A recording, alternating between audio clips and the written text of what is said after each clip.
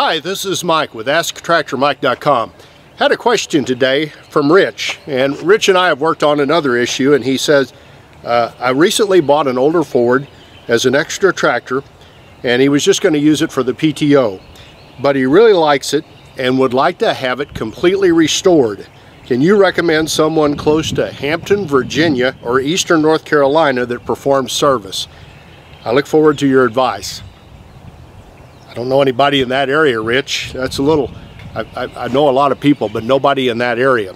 But I'm going to give you some advice today about who to find to work on your equipment, and some advice when you move to the country at the end, who to find for a lot of things. And I think you want to stay tuned for that, because you're moving out to the country, there's some people you want to know. First off, there's two types of mechanics in the world. There's the type that just get it running as cheaply as possible, and those are the guys I generally use. And then there's the guys that take their time and do it right and have it totally looking original when you get done. And that's who Rich is looking for.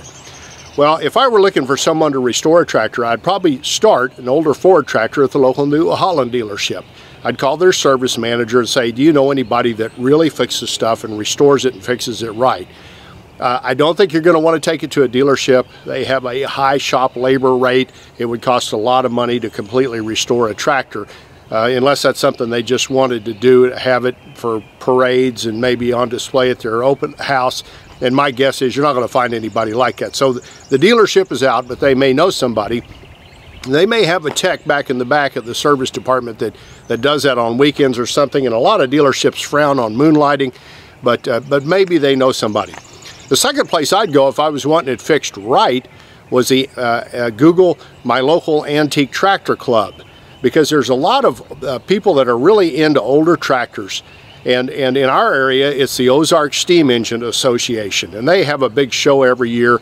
And if I called their president, who I know, he would recommend, I'm sure, one or two people, and there might be somebody out there. Those guys like to preserve tractors kind of as a more of a historical thing. You know, they want to restore the history of the older gas tractors, and if you could catch one of them who's looking for a project, they might really work with you, give you a good deal to fix up something and preserve a piece of history. The third place I would go, I would check with my local vocational agriculture chapter. You might find a kid or a chapter that's wanting a project that's really into farm mechanics. Now, it's crapshoot what you're going to get there. But you might find a chapter that's really strong in farm mechanics, and they want to take that tractor down to the bare bones and put it back together and make it run, and you could maybe give them a little bit of a donation, and eventually they'd get it done. Now, it may take a year, and we're getting late in the season when I'm recording this. They're not going to get it done this school year, but that's another place I would look.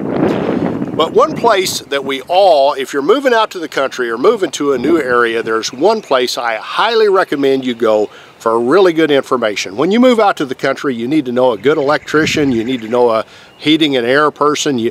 I always like to know a backhoe operator, because the horses sometimes die and you can't eat a horse, so you gotta bury them, and nobody would, my family wouldn't let me eat a horse. I'd probably try it because I'm cheap and I'd save the meat, but you can't do that. So you got to have a backhoe operator to bury the horse, and a roofer, people like that do those kind of jobs. The place to find those people is go to your local cafe.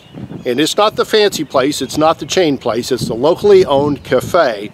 The place where you open the door and the smell of bacon grease just kind of rolls out. They probably got a breakfast between $5 and $6. It's everything you could eat. And there'll be a big table in the back of the farmers. You got to get there early, like between 6 and 7 o'clock. And there's usually a big round or a long oblong table full of farmers. And most of them are sitting like this. And they eat breakfast there every morning, and they know everybody in the area. I would recommend go in there and grab all of their tickets. There'll be 5 or 6 of them around there. It won't cost you that much. And pay for their breakfast. and then tell them, I want to know you guys, I want your phone numbers, I want to know who in my area does backhoe work and roofing work and electrical work and plumbing, all of that stuff, because those guys are a wealth of information. They're from there, they know everybody, they know who to trust and who not to trust, and I would get to know them and then drop in from time to time and renew your acquaintance with them, because I've lived in this area my entire life, but that table, they know everybody all the time, and I want to get on their good side and stay on their good side. It's that time of year when a lot of people are buying tractors, and if you're a little bit intimidated by that process, you might want to purchase my ebook. It's titled An Insider's Guide to Purchasing a Tractor, and it's available at my website right here. If you'd like to subscribe to my YouTube channel, I'd be honored. Click the mic face icon up in the corner, and make sure you check the bell icon so you're notified when I post future videos.